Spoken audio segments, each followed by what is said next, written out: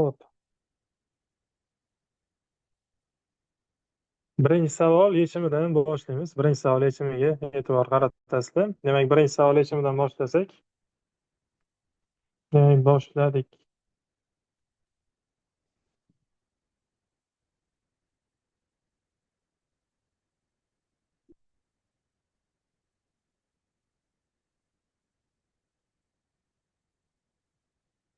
Birinchi savolda e'tibor qaratasizlar.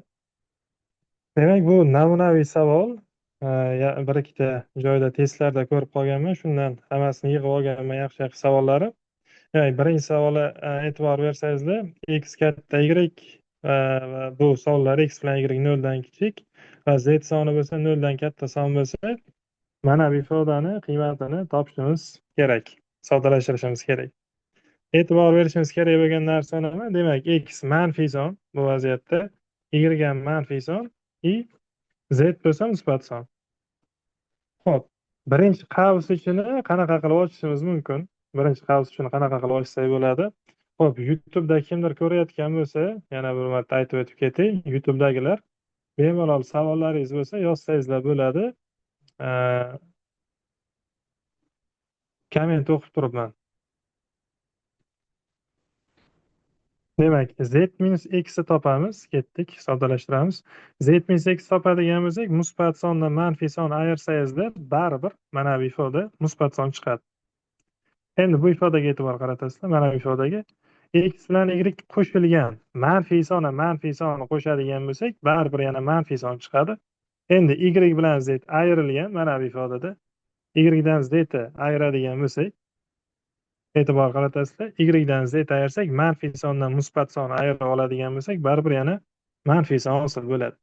Endi buni soddalashtiradigan bo'lsak, musbat son bo'lgani uchun modulni oldiga plyus qo'yib ochaveramiz, z minus x. Manfiy son bo'lgani uchun modul oldiga minus chiqaradigan bo'lsak, ikkita minus ta'sirlashib x plus y bo'ladi. Endi manfiy son mana bu minus plyus bilan ta'sirlashsa minus y minus z bo'lib qoladi. Endi buni soddalashtiradigan bo'lsak, plyus tashlab buni z minus x, mana buni bo'lsa x plus y ga ta'sir qildiradi, y ichiga, ya'ni y qatnashgan mana y minus z ichiga minus ta'sir qildiradigan bo'lsak, minus y plus z ifoda hosil bo'ladi. Endi buni soddalashtiradigan bo'lsak, e'tibor qaratasizlar. Mana bu z bilan z qo'shsak, ikkita z bo'ldi, x bilan x, y bilan y qisqarib ketadigan bo'lsa, oxirgi javob hop, ikkita z ga teng bo'lib qolyapti. Xo'p, bitta tekshirib olamiz. Demak, bu musbat son deb ochdik. To'g'ri. Bunisini x plus y deb ochdik. Plus y qildik. Demak, mana bu ikkita z bo'lishi kerak. E'tibor qaratasizlar. Adashmasam, mana shu ikkita z bo'lishi kerak. Y minus sz. Demak, manfiy son qilib ochdik buni. Xo'sh, manfiy son qilib ochsak, shunaqa. Ikkinchi savol e'tibor qaratasizlar. Ikkinchi savolda mana shu ifoda quyidagilardan qaysi biriga teng bo'lishi mumkin deyilgan masala shartida. Xo'p, modulda bitta narsani bilib olishimiz kerak. O'zi modul nima? Shu modul o'zini ozgina tushuntirib o'tib ketaylik, keyin misollar eshitsak yaxshiroq bo'lardi. Mana modul. Modul nima deyilsa, son o'qida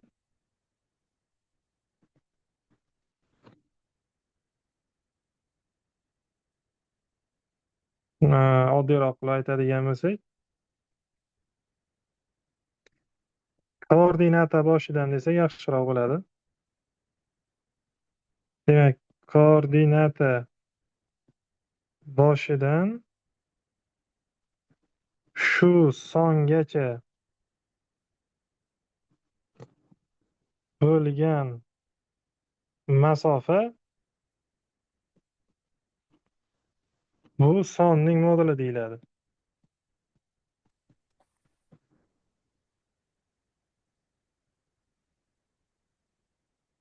Bu sonning moduli deyiladi.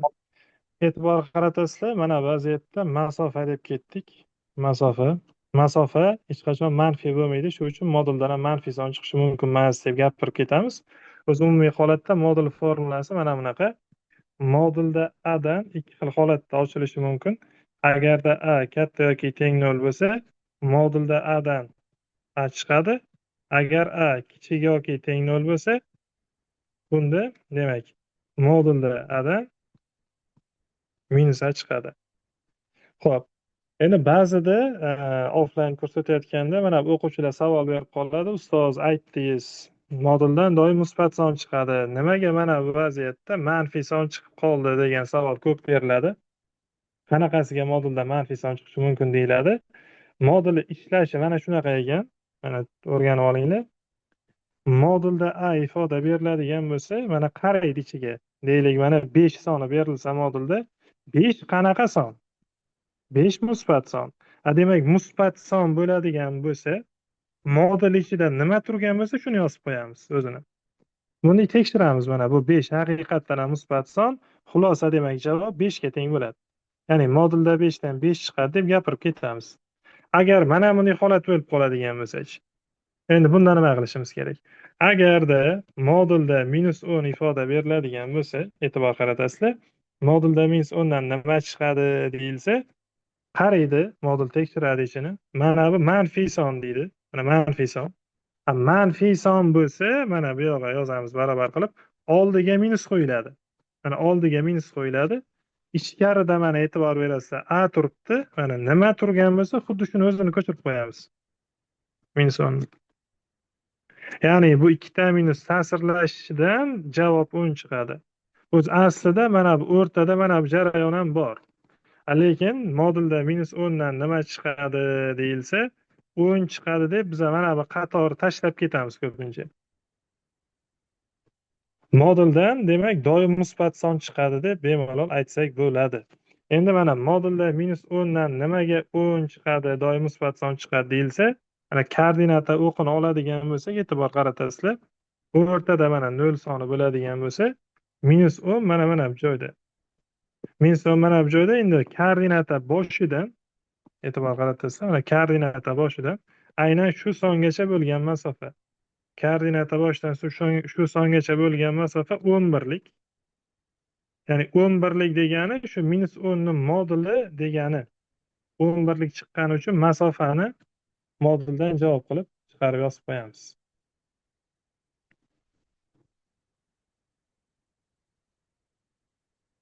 Demak, davom ettiramiz. Misollar ana endi qaytsak bo'ladi. Misollarga qaytaveramiz. Ikkinchi savolga e'tibor qaratasizlar. Ikkinchi savolda. Menimcha birinchi savolda ozgina xatolik ketgan. Demak, ikkinchi savolga qaraymiz. Javoblarda ozgina xatolik ketibdi. Ikkinchi savolga e'tibor qaratasizlar. Xo'p. Modulda x -3 bu yoqda 3 - x. Xo'p, modul shunaqa xossasi bor, minus yutib yuborishi mumkin. Ya'ni mana bunday xossa bor. Modulda -5 dan yo'q.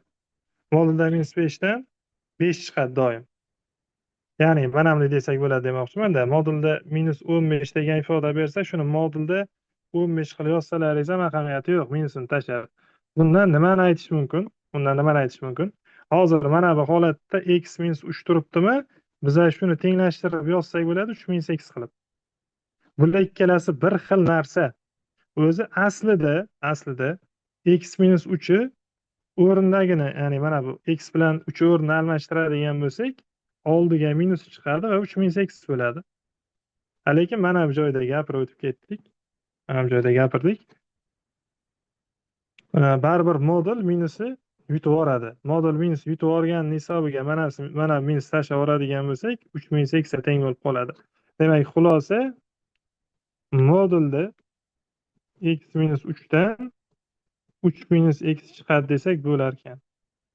Endi bu ikkalasi tengligidan mana bu ifodani ayiradigan bo'lsak, bular qisqarib ketadi va natijada ana shundan modulda -3 o'zi qolib ketadi. Ya'ni modulda -3 o'zi qoladi mana bu joyda.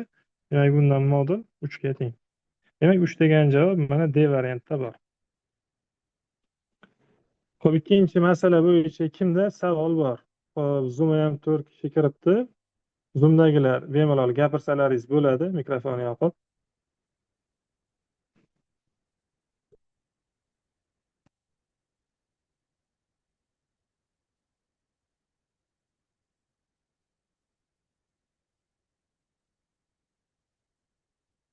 Xo'p, YouTube'dagilarda savol bormi?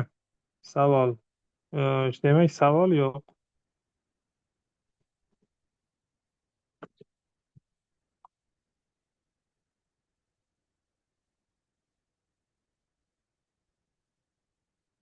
Xo'p, uchinchi savol e'tibor qaratasizlar. Uchinchi savolda modulda x teng 4, modulda y teng 6 va modulda z teng 9 bo'lsa, mana bu ifodani, ya'ni modulda x plus y plus z ifodaning eng kichik qiymatini toping degan masala shartida. Xo'p, buni qanday qilib topsak bo'ladi? O'zi modul ichida turgan ifoda eng kichik bo'lishi uchun e'tibor qaratasizlar, u doim 0 ga yaqin son bo'lishi kerak. Endi agar modul bo'lmasa edi, iloji boricha manfiy son bo'lsa, kichikroq manfiy son bo'lsa, eng kichik bo'lardi, lekin modul turgan hisobiga baribir manfiy son bo'lgani bilan uni minusini yutib yuboradi va musbat o'tkazib yuboradi. Bundan xulosa qilib aytsak bo'ladi, modulni ichidagi ifoda eng kichik son bo'lishi uchun, umuman modulli ifoda eng kichik son bo'lishi uchun u doim 0 ga yaqin bo'lishi kerak. Chunki modulni eng kichik qiymati, bu minimum qiymati 0 ga teng. Modul eng kichik qiymat 0 ga teng. Mana bu holatda yechim 4 va minus 4 bor. Mana bu holatda yechim 6 va minus 6 bor. Bu holatdagi yechim bo'lsa 9 va minus 9 bor. Ana endi o'rniga qo'yib soladigan bo'lsak, mana buni o'rniga qo'yadigan bo'lsak, modulda x o'rniga e'tibor berasizlar. Tanlashda ham mana bunday qilamiz. X o'rniga 4 tanlaymiz, 0 ga yaqinroq bo'lishi uchun. Y o'rniga 6 ni tanlaymiz. Endi z o'rniga bo'lsa minus 9 tanlaymiz. Mana shunda 0 ga yaqin son bo'ladi va javob eng kichkina bo'lib chiqadi. Demak, buni hisoblaydigan bo'lsak, modulda 1, modulda 1 dan 1 degan javob chiqadi. Demak, bu A variantda to'g'ri ko'rsatilgan. Xo'p, 4-chi savol yechimiga o'tamiz. 4-chi savolda modulda x yozib olamiz o'zini. Endi mana bu minus turibdi. Bu minusi modul yutib olishini hisobiga buni modulda 2x qilib yozishimiz mumkin. Endi buni o'zini yozib olamiz. Modulda 3x. Mana bu modulda minus 4x minusini modul yutib olgani hisobiga bu modulda 4x bo'lib qoladi, teng 10. Ana endi modulda x plus mana bu modul ichida turgan ozod soni sizlar bemalol oldiga chiqarib yozsalaringiz bo'ladi. Demak, bu 2 modulda x yozsak bo'ladi. Mana bu 3 ham bemalol oldiga chiqarib 3 modulda x yozsak bo'ladi. 4 ni ham oldiga chiqarib 4 modulda x yozsak bo'ladi. Teng 10. Ana endi e'tibor qaratasizlar. Mana bular bemalol qo'shib yozadigan yozsak bo'ladi. Bu 3 modulda x, mana bu 6 modulda x, bu bo'lsa 10 modulda x teng 10 bo'lib qoldi. 10 ni ikkinchi tarafga bo'lish qilib o'tkazadigan bo'lsak, modulda x teng 1, demak x teng 1 bilan x teng minus 1 bo'lar ekan oxirgi javob. Demak, bu javob varianti mana C da turibdi. Seni tanlab qo'yamiz. Xo'p, kimda qanaqa savol bor? 4-chi savol bo'yicha qanaqa 4-chi masala bo'yicha qanaqa savollar bor?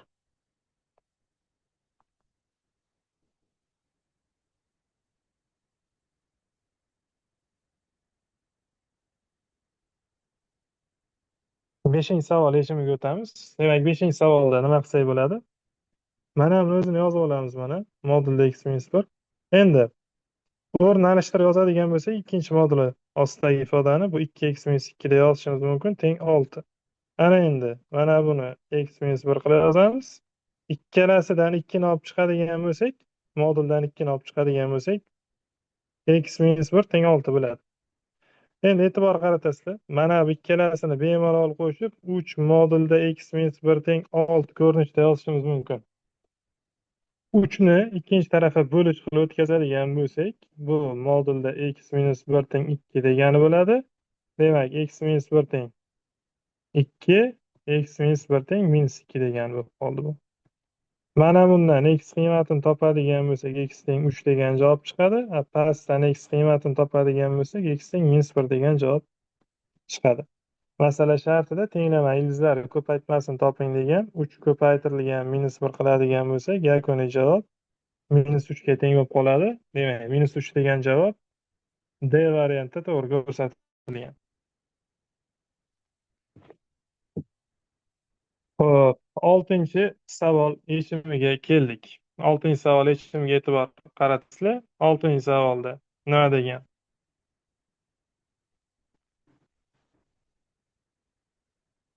Mana shu tenglamaning barcha haqiqiy ildizlari yig'indisini toping degan masala shartida. Xo'p, bu tenglamani barcha haqiqiy ildizlari yig'indisini topish uchun nima qilishimiz kerak? Moduldan qutulish yo'li bu kvadratga oshirish ikkala tarafini. Mana shu tenglamani hozirgi momentda ikkala tarafini ham shundoq kvadratga oshirib yuboramiz. Natijada x kvadrat minus 2x minus 5 ni kvadrati teng bo'lib qoladi x minus 1 ni kvadratiga. Bir tarafa yig'adigan bo'lsak, x kvadrat minus 2x minus 5 ni kvadrati ayrilgan x minus 1 ni kvadrati teng nol holatiga keladi. Endi formulaga qo'yib yuboramiz buni.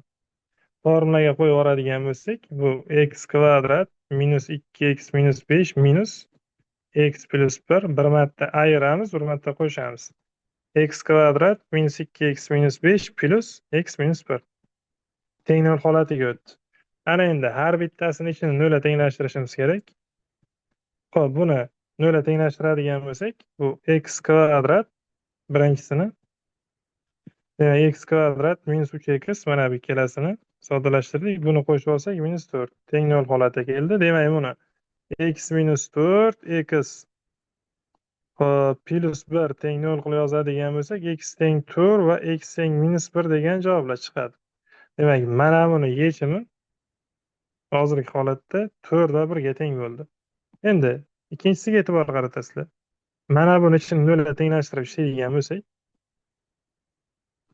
x kvadrat minus 2x minus 5 plus x minus 1 teng 0 qiladigan bo'lsak, x kvadrat minus 2 demak minus x minus 6 teng 0 holatiga keladi bundan. X minus 3 x plus 2 teng 0 qilib yozadigan bo'lsak, javob 3 va minus 2 degani bo'lib qoladi. Endi masala shartiga e'tibor qaratadigan bo'lsak, haqiqiy ildizlari yig'indisini toping degan masala shartida. Haqiqiy ildizlar yig'indisini topadigan bo'lsak, mana bu holatda 4 minus 1 4 minus 1 mana bu holatda 3, bu yoqda bo'lsa minus 2. Manasini qo'shadigan bo'lsak, 6 qo'shilgan minus 2 bo'lib qoladi. Javob 4 ga teng bo'lib qolar ekan. Demak, 4 degan javob mana B variantida to'g'ri ko'rsatilgan. Xo'p, 6-chi savolgacha yechimini qilib chiqdik hammasini. Kimda qanaqa savol bor?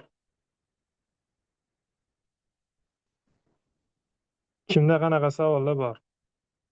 Savollar bo'lsa, bemalol so'rashlaringiz mumkin.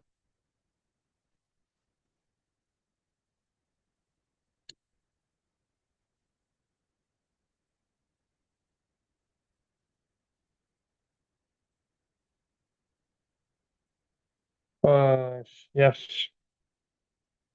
Keyingi savollar yechimini ko'rishda davom etamiz. Keyingi savollar 7-chi savol e'tibor qaratasizlar. 7-chi savol. Xo'p, 7-chi savolda mana shu tenglama nechta haqiqiy ildizga ega deyilgan.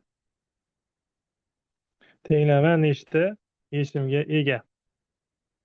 Xo'p, buni ishlashimiz uchun nima qilamiz? Ikkitasida ham modul turibdi. Yig'indi qachon 0 ga teng bo'ladi? Yig'indi qachon 0 ga teng bo'ladi desa, har bitta qo'shilishi 0 bo'lgan vaqtda. Modul bo'lgani uchun. Buni ikkinchi tarafdan ham aytish mumkin. Modulni eng kichik qiymati 0. Bu modulni ham eng kichik qiymati 0. Ikkalasi bir paytda 0 bo'lgandagina yig'indi 0 chiqadi.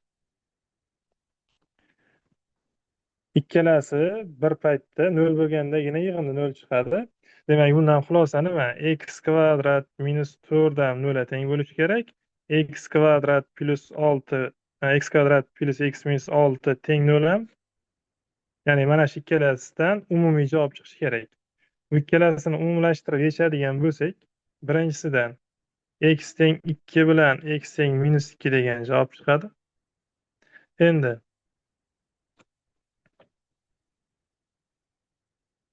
hop, Hasan Abdullayev YouTube'dan yozibdilar. 6-savolda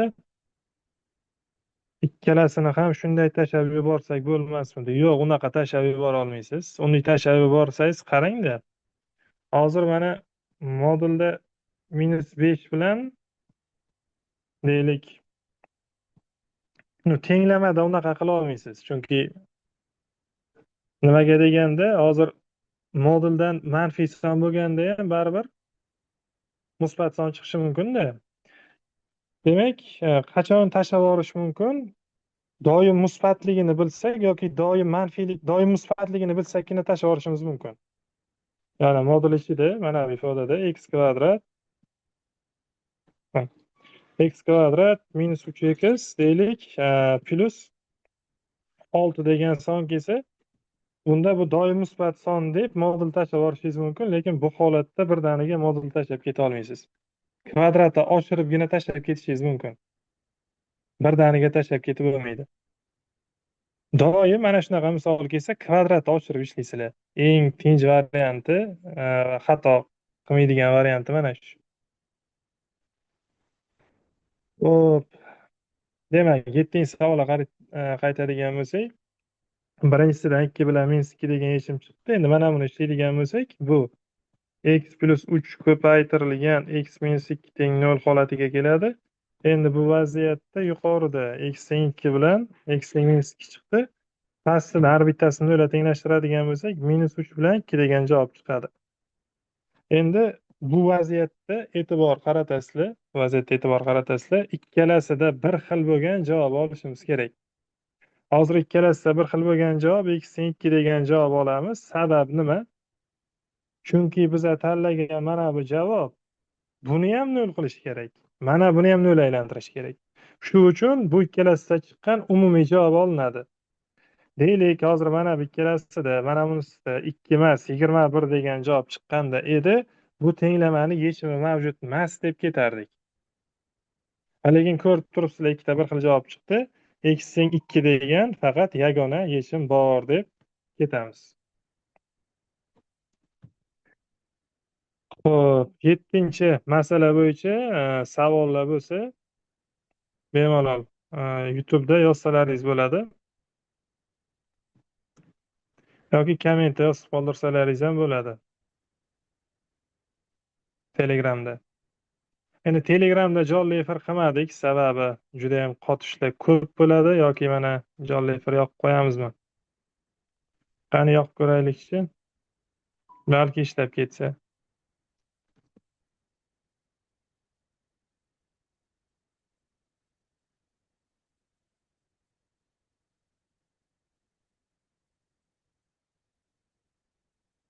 Xo'p, Telegramda ishlamayapti. Telegramda aloqa yaxshi emas.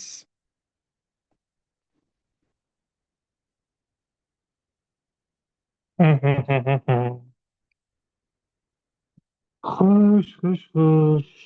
Ya, Telegramda ulanish iloji yo'q. Bo'lmayapti.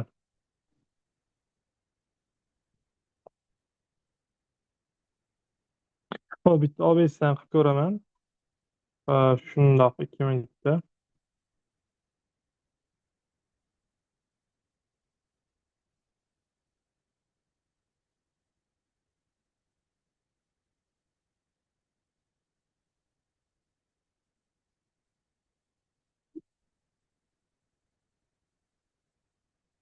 Xo'p, 7-savol ham yechimini ko'rdik. Hozir 8-savol yechimini boshlaymiz. Biroz kutib. Demak, Telegramga shundoq link tashlab olsam. Xo'sh, tak.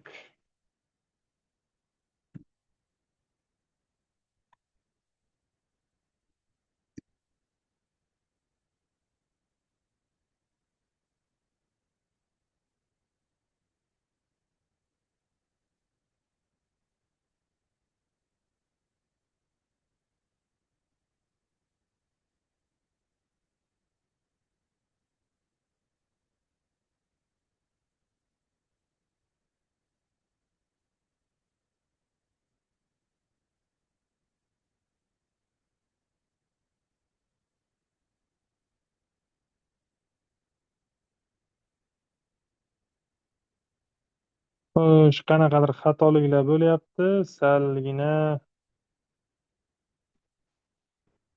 iloji bo'lmay qolyapti. Xo'sh.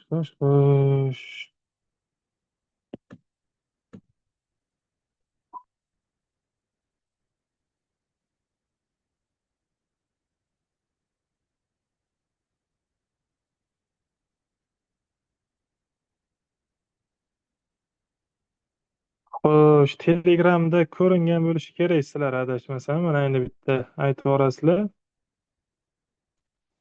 Xo'p, mana ekran уже ko'rinyapti sizlar Telegramda.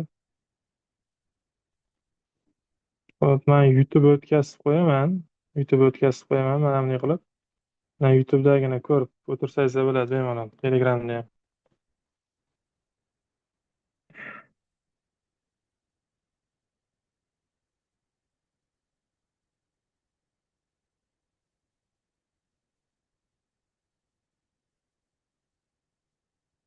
Ketdik, davom etamiz. 8-chi savol yechimini ko'rishda boshlaymiz. 8-chi savolda e'tibor qaratasizlar. 8da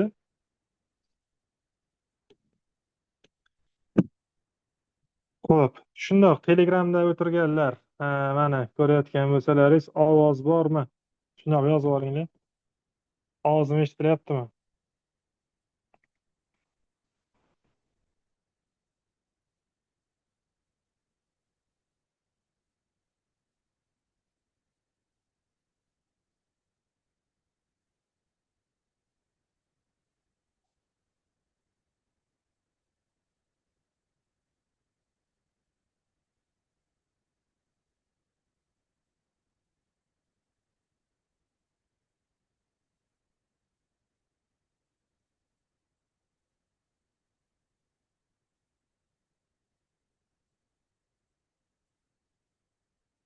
Xo'p, kanaldagilar bemalol Telegramga o'tib ko'rsalaringiz ham bo'ladi.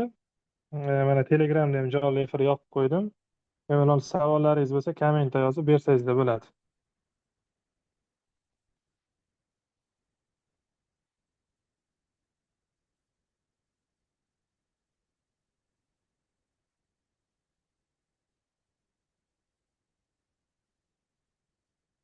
Xo'p, davom etamiz. Uzr kutib qolganlaringiz uchun shundoq to'g'irlab oldim. Demak, ketdik. 8-chi savolga e'tibor qaratasizlar. 8-chi savolda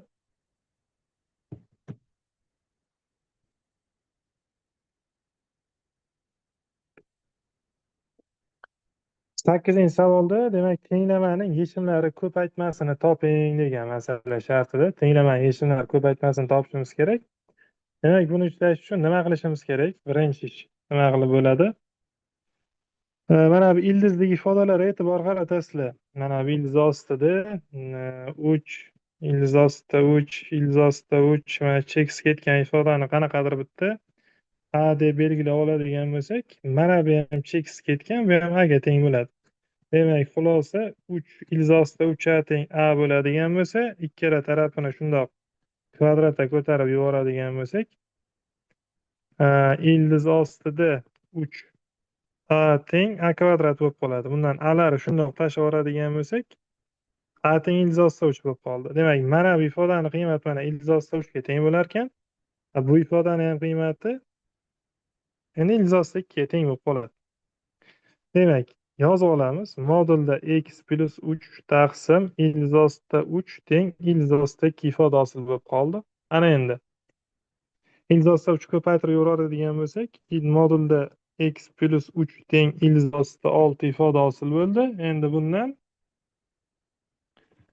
bir marta x plus 3 ni minus ildiz ostida 6 ga tenglashtiramiz. Javob minus 3 minus ildiz ostida 6 chiqadi. Endi ikkinchi holatda bo'lsa, x plus 3 ni ildiz ostida 6 ga tenglashtiramiz o'ziga. Demak, bunda javob ildiz ostida 6 minus 3 ga teng bo'lib qoladi. Mana birinchi javob. Mana bo'lsa mana ikkinchi javob. Endi shu ikkala javobni ko'paytmasini topishimiz kerak masala shartiga ko'ra.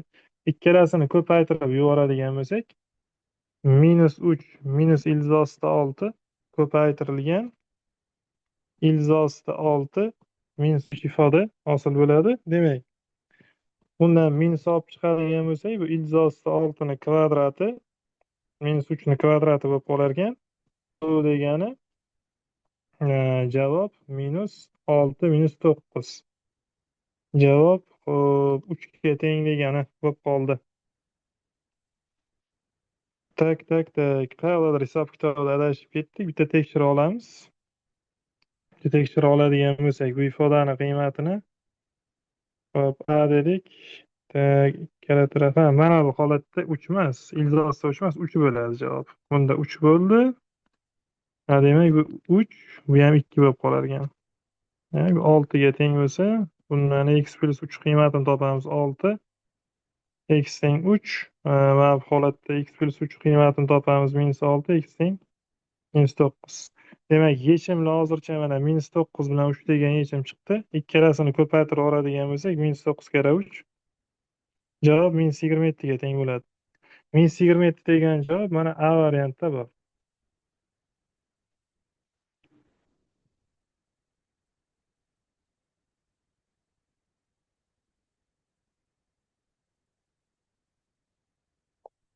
Xo'p, 8-masala bo'yicha kimda qanaqa savol bor? 8-savol bo'yicha kimda qanaqa savollar bor?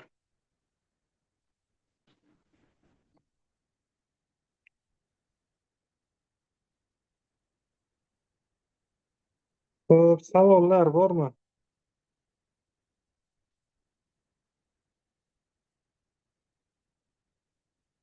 Savollar.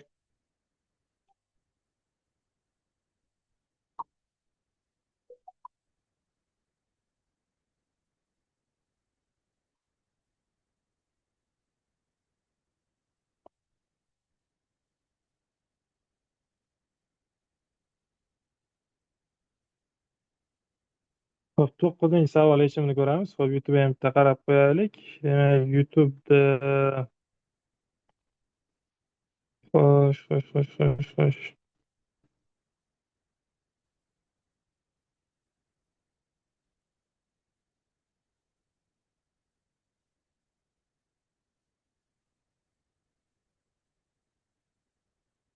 9-savol yechimiga o'tamiz. 9-savol e'tibor qaratasizlar. 9-savolda x ni 1007-si 0 dan kichik bo'lsa, mana bu ifodani ana shu tenglamadan x ni toping degan.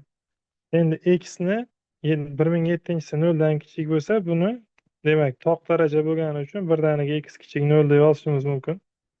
X kichik 0 deb yozdik. Ana endi buni bo'lsa, YouTube'da savollar yo'qmi? X kichik 0 ligini bildik, manfiy son ekan bu. Birinchisi manfiy bo'lib ochiladi.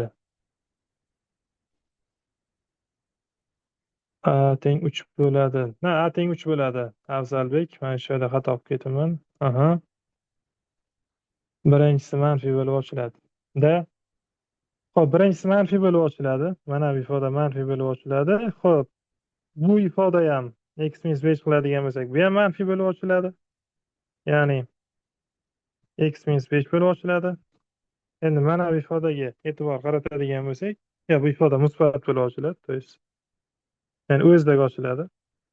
Chunki x o'rniga 0 dan kichik sonni keltirib qo'yadigan bo'lsangizda, bu plyusliga aylanadi va x plus, ya'ni 5 plus qaysidir son bo'lib qoladi. Bu degani bu musbat son degani. Endi x manfiy sonni mana bu joyga keltirib qo'yadigan bo'lsak, bu 6 minus x. X mana bu joyga keltirib qo'yadigan bo'lsak, bu 7 minus x. X mana bu joyga keltirib qo'yadigan bo'lsak, bu demak, manfiy sondan 9 ayirsak, bu 9 minus x bo'lib ochiladi. Teng javob 1007. Endi mana shu tenglamani ishlasak bo'ldi. Bu tenglamada bitta, ikkita, xo'p, 3 ta, 4 ta, 5 ta minus bor. 5, 6, 11, mana bilan 18, bu bilan 27 teng 1007 bo'ladigan bo'lsa, minus 5x teng 20 ni bu yoqqa olib o'tadigan bo'lsak, javob 980. X ni qiymatini topadigan bo'lsak, 980 ni bo'lamiz 5 ga. 200 dan 4 ayirsak, minus 196 ga teng bo'ladi oxirgi javob. -196 chiqargan oxirgi javob. Xo'p, keyingi savol yechimiga o'tamiz. 10-savol savol e'tibor berasizlar. 10-savolda tenglamaning ildizlari ko'paytmasini toping degan, yuqorida ham ko'rdik bunaqa masalani tezlashtirib yechib ketaveramiz. Modulda x plus 2 modulda x plus mana bu 3 modulda x teng 24 bo'ladigan bo'lsa, hammasini qo'shib oladigan bo'lsak, 6 modulda x teng 24. Modulda x qiymatini topsak 4 bo'ladi. Demak, bundan x teng 4 va x teng -4 degan javoblar chiqadi. Ildizlari ko'paytmasini topadigan bo'lsak, javob -16 ga teng bo'lib qoladi oxirida. -16 degan javob mana A variantda bor. A variantda ko'rsatilgan. 11-savol yechimiga o'tamiz. 11-savol yechimiga e'tibor qaratasizlar. 11-savolda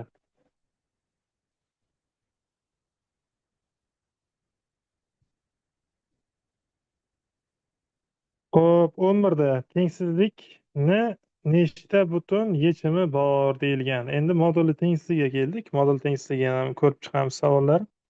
Tengsiz nechta butun yechimi bor desa, mana modulda x'i qanaqadir mana a deb olamiz. Endi modulda x a deb ishlaydigan bo'lsak, bu a taqsim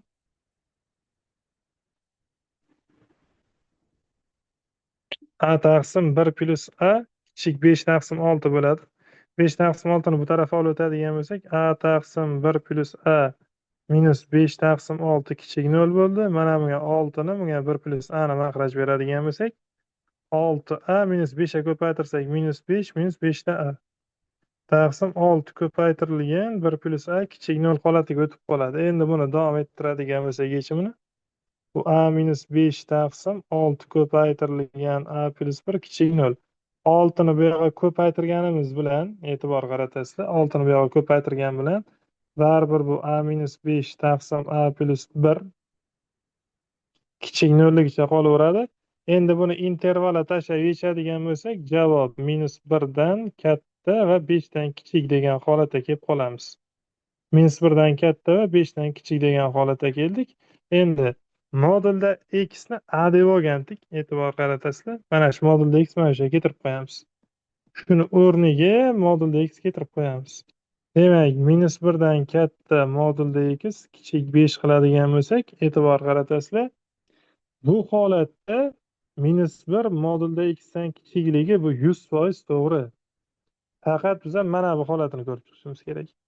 Endi bu holatini ko'radigan bo'lsak, modulda x kichik 5, buni yechimi -5 dan katta x kichik 5. Sababi modulda x kichik a ni yechimini ishlaydigan bo'lsak, bu -a dan katta x kichik a gacha degani bo'ladi. Modulda x kichik a ni yechimi.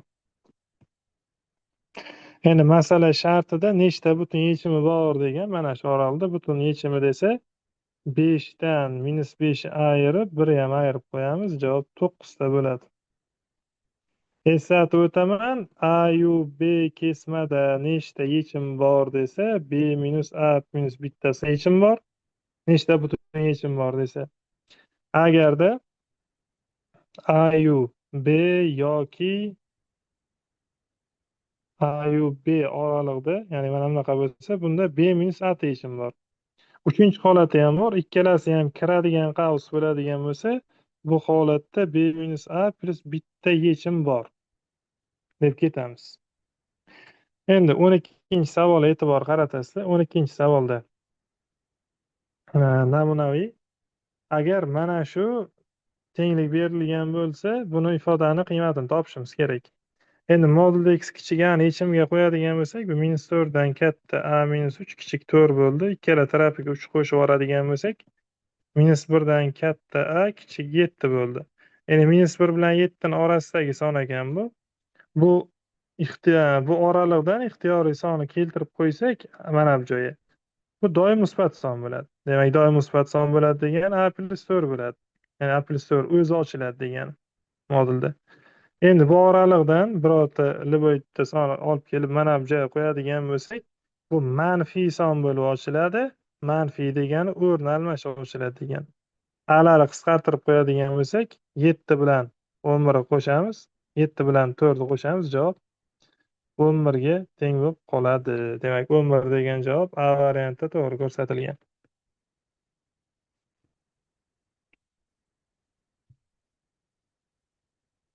Xo'p, Telegramda jonli efir o'chirib qo'ydim. Nimada o'taveramiz? YouTube'da o'taveramiz. Xo'p, Dars YouTube.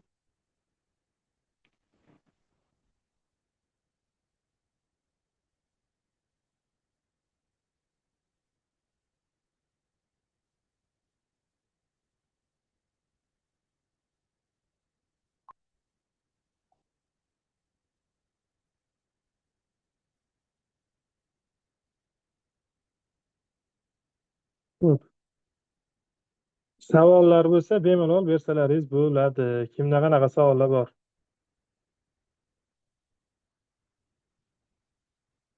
Masala bo'yicha kimda qanaqa savollar bo'lsa bemalol bersangiz bo'ladi.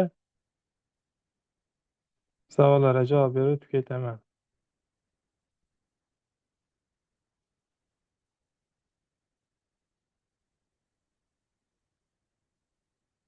Davom etamiz. Davom etadigan bo'lsak, demak, keyingi savol 13-chi savol e'tibor qaratasizlar. 13-chi savolda agar mana shu shart berilgan bo'lsa, mana bu ifodani qiymatini topishimiz kerak. Endi buni sal to'g'rilab yozib oladigan bo'lsak, -5 dan katta a kichik -2 degani. Endi bu oraliqda moduli qiymati qanaqa ochiladi? Shu oralig'dan kelinglar birorta son tanlaymiz. Deylik, mana a teng -3. Kimdir -4 tanlashi mumkin. Unda ham to'g'ri chiqadi. -3 mana shu yerga keltirib qo'yadigan bo'lsak, modul ichi manfiy ochiladi. Mana bu joyga keltirib qo'yadigan bo'lsak, modul ichi doim musbat ochiladi. Bu joyga keltirib qo'yadigan bo'lsak, modul ichi baribir yana manfiy ochiladi. Demak, bu manfiy ochilgan hisobiga oldiga minus chiqarsa, bu -2a + 3 bo'ladi. Bu plyus bo'lgan hisobiga oldiga plyus chiqarsa, a + 5 bo'ladi. Bu minus bo'lgan hisobiga oldiga minus chiqarsa, a - 2 bo'ladi bu. Bu demak -2a - 3 plus a + 5 plus a - 2. E'tibor qaratadigan bo'lsak, mana bular qisqarib ketadigan bo'lsa, bu mana bu ham qisqarib ketsa, javob 0 ga teng bo'lib qoladi. 0 degan javob A variantida bor. 14-chi savol. 14-chi savol e'tibor qaratasizlar.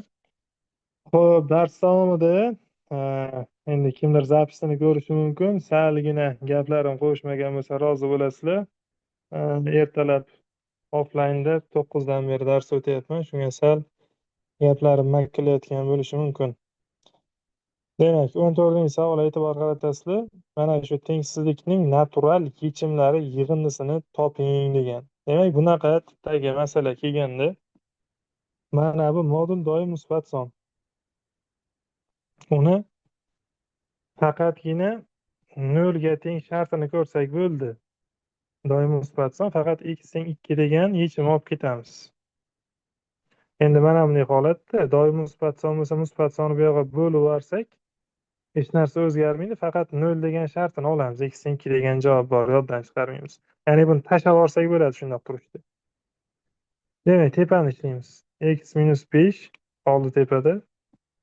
Taqsim mahrajda x kvadrat -2x - 3. Yoki mana bunday qilib tushuntiraman sizlarga, qaranglar. Kimdir bunga sal tushunish qiyin bo'lsa kerak. Mana bu doim musbat son. Mana x - 2 doim musbat son. Endi musbat sonni qanaqa son bilan ta'sirlashtirsak manfiy son bo'ladi. Manfiy son bilan. Demak, bu x - 5 taqsim x kvadrat -2x - 3 ni manfiy son qilib yechishimiz kerakda. Manfiy son qilib yechishimiz kerak. Endi bu doim musbat son. Bundan faqat x teng 2 degan javobni olamiz. Endi pastdagini ishlaydigan bo'lsak, buni ko'paytuvchiga ajratib yozadigan bo'lsak, x - 5 taqsim x - 3 x + 1 kichik yoki teng 0 holatiga kelib qoldi. Endi buni intervalga tashlaydigan bo'lsak, -1 3 i 5. Plus minus plus minus. Bizlarga kerak bo'lgan oraliq bu noldan kichik oraliq, noldan kichik oraliq mana. Javoblar yozadigan bo'lsak, minus cheksizlikdan xo'p minus birgacha, demak minus bir kirmaydi. Birlashma 3dan 5gacha, demak 3 degan yechim ham kirmaydi. Ha, 5 degan yechim kiradi. 5 degan yechim olsangizlar bo'ladi. Endi bu oralig'da ko'rib turibsizlar, 2 degan javob yo'q. Shuning uchun 2 degan javobi birlashma qilib qo'shib ketamiz. Endi masala shartida tengsizlikning natural yechimlari yig'indisi degan. Natural yechimlari qaysilar? Mana bu oralig'da nechi bor? 4 bor, 5 bor, bu oralig'da 2 ham bor. Hammasini qo'shib qo'yadigan bo'lsak, javob 9 ga teng bo'ladi. Mana 9 degan javob A'da turibdi, shuni belgilab qo'yasizlar. A javobi. 14-chi masala bo'yicha kimda qanaqa savollar bor? 14-chi masalaga kim tushunmadi? Bemalol savollaringizni bersangizlar bo'ladi. 14-chi masala bo'yicha kimda qanaqa savol bor?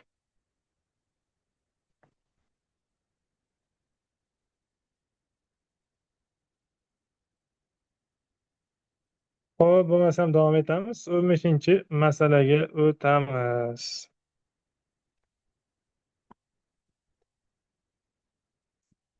15-chi savolga keldik. Xo'sh, yozib qo'yaylik. 15-chi savolga keldik.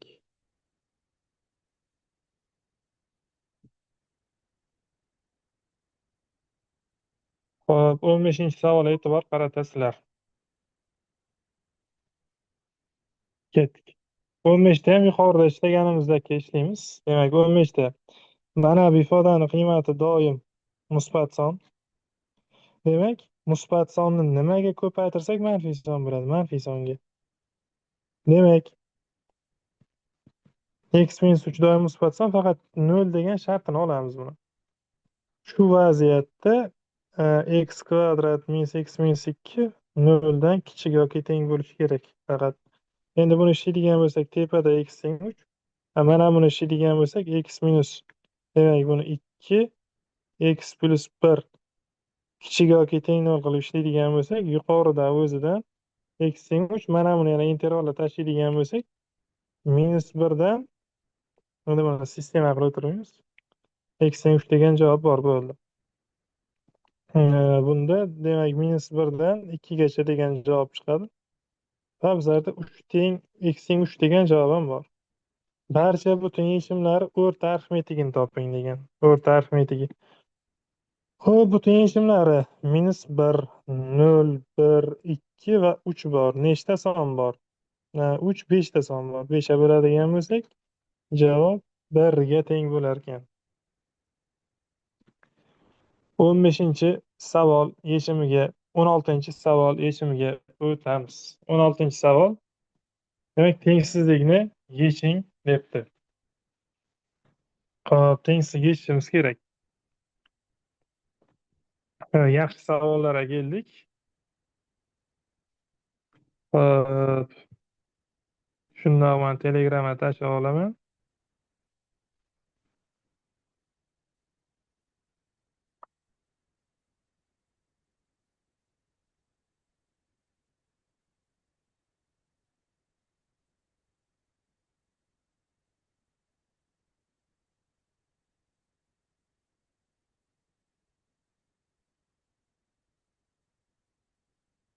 Demak, murakkabroq savollarga keldik.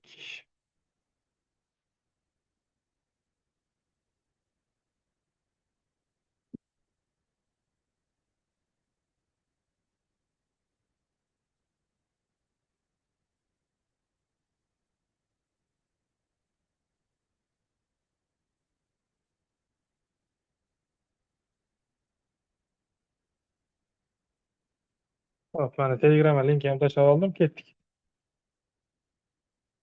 16-chi savoli ishlashda nima qilishimiz kerak? Mana e'tibor berasizlar. Bunda qanaqa ishlaymiz? Mana buni, mana 0 aylantiruvchi son nechi? 3. Buni nol aylantiruvchi son -1. Buni nollarini topib oldik. Mana bu nollarini topib olgandan keyin endi boshlaymiz. Xo'p, intervalga tashlaymiz. Mana bu yoqda -1 bor, bu yoqda 3 bor.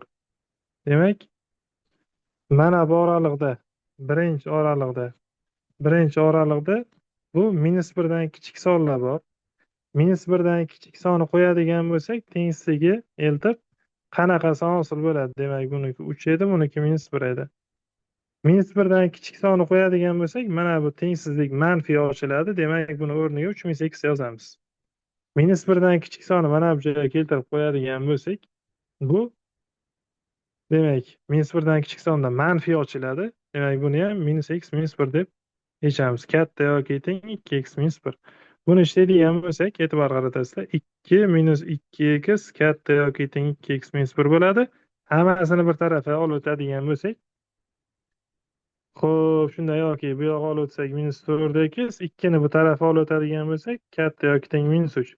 Bu degani x kichik yoki teng 3 taqsim 4 degani. Va buni faqat e'tibor qaratasizlar, mana bu javob bilan kesishtirishimiz kerak. Bu javob bilan kesishtiradigan bo'lsak, bundan baribir x kichik -1 degan yechim topamiz. Bundan x kichik -1 degan yechim topamiz. X kichik yoki teng -1 bo'lib qoldi. Ana endi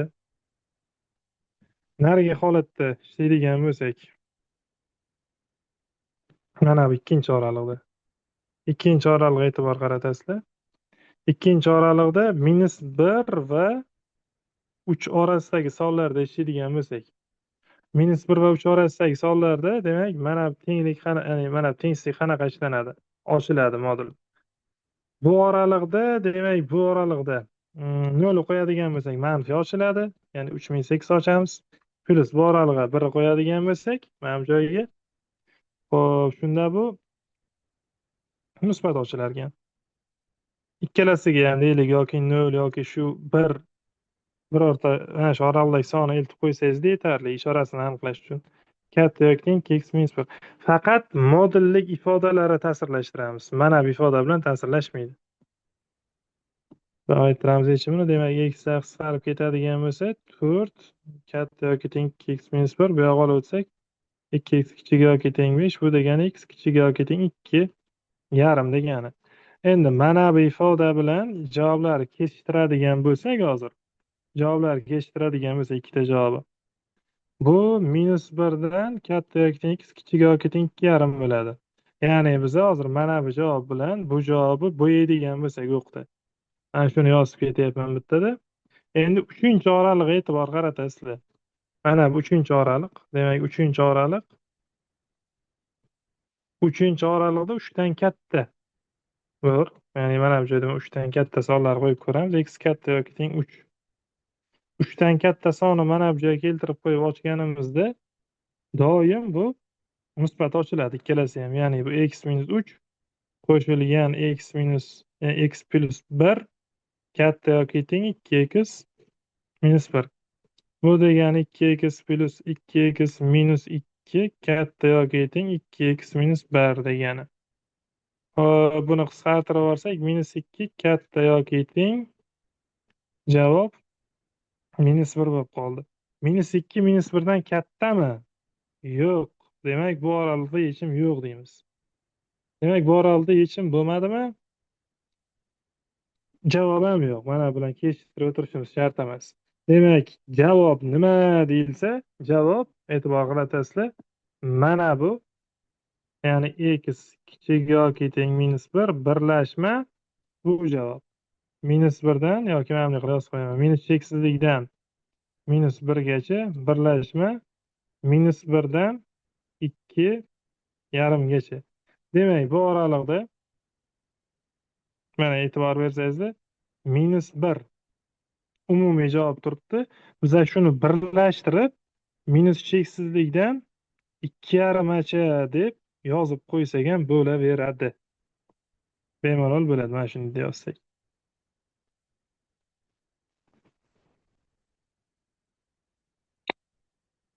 Xo'p, demak, bu javob mana D da turibdi. D va javobi belgilab qo'yamiz.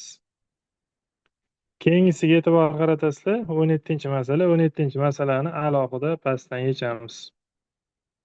17 masala ham ancha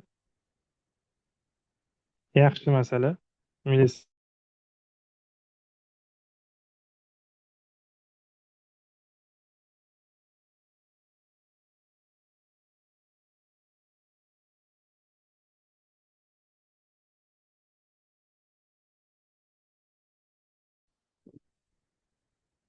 Aha. Hop, mana ekrani ulashdim. Davom ettiramiz.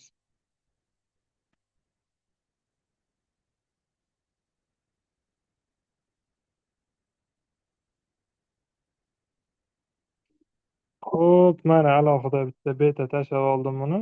Alohida bitta beta tashlab oldik.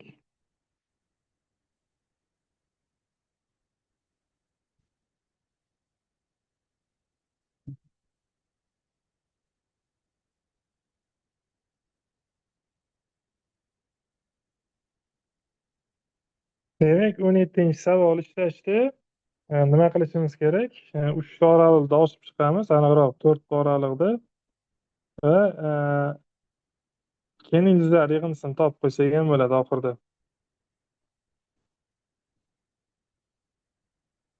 Hop, Telegramga link tashlaymiz va boshlaymiz.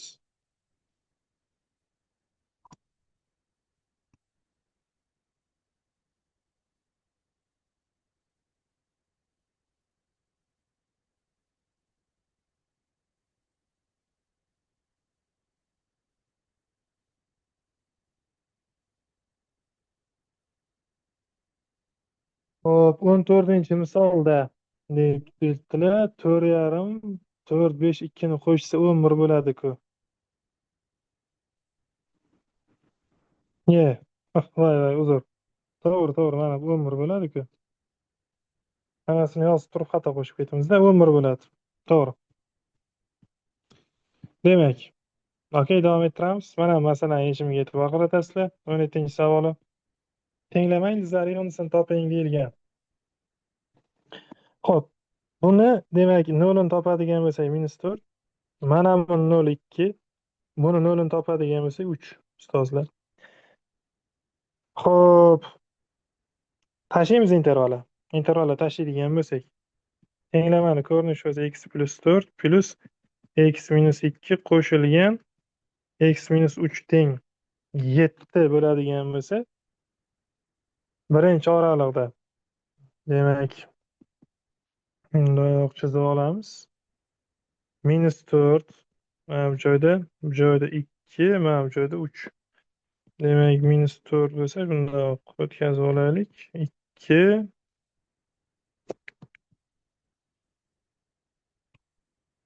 birinchi oraliq, ikkinchi oraliq, uchinchi oraliq va to'rtinchi oraliq. Hop, birinchi oraliqda ishlaydigan bo'lsak tenglamani. Ya'ni birinchi oraliqda e'tibor qaratasizlar. X kichik yoki teng -4. Ya'ni x ni o'rniga -4 dan kichik yoki teng sonlari qo'yib ochadigan bo'lsak, bu qanaqa ishlanadi? E'tibor qaratasizlar mana shu holatda. X o'rniga -4 dan kichik sonlari qo'yadigan bo'lsak, bu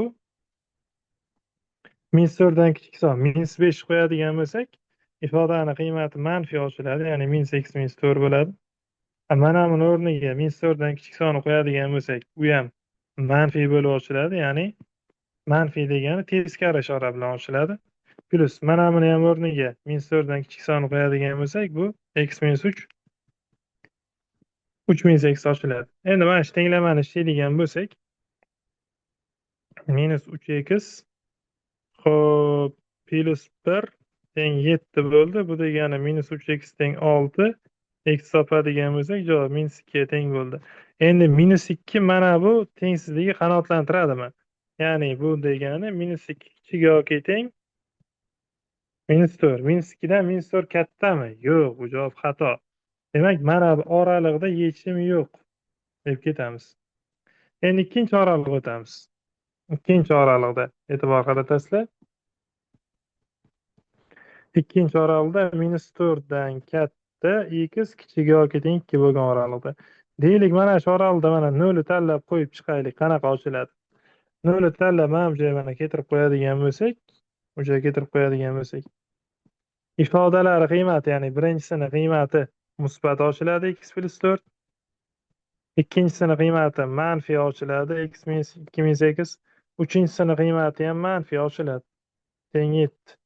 Bittadan x'larni qisqartirib yuboradigan bo'lsak, bu 6 9 minus x teng 7 bo'lib, x qiymati 2 ga teng bo'ladi.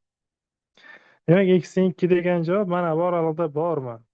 Bor. X teng 2 da xohlasak mana tekshirib ko'rsak ham bo'ladi, haqiqatan ham 7 chiqadi. Demak, x teng 2 degan javob bor hozircha. Demak, bu oraldan yechim oldik. 3-oraliq.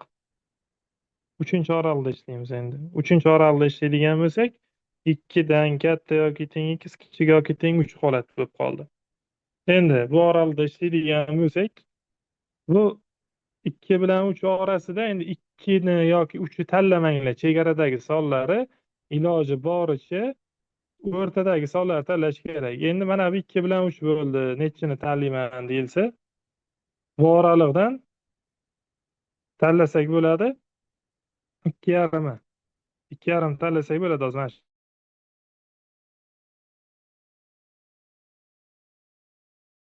oraliqda.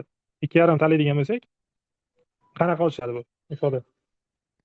X teng, misol uchun 2,5 tanlaydigan bo'lsak-da, tepaga eltib qo'yadigan bo'lsak bu oraliqda. X teng 2,5.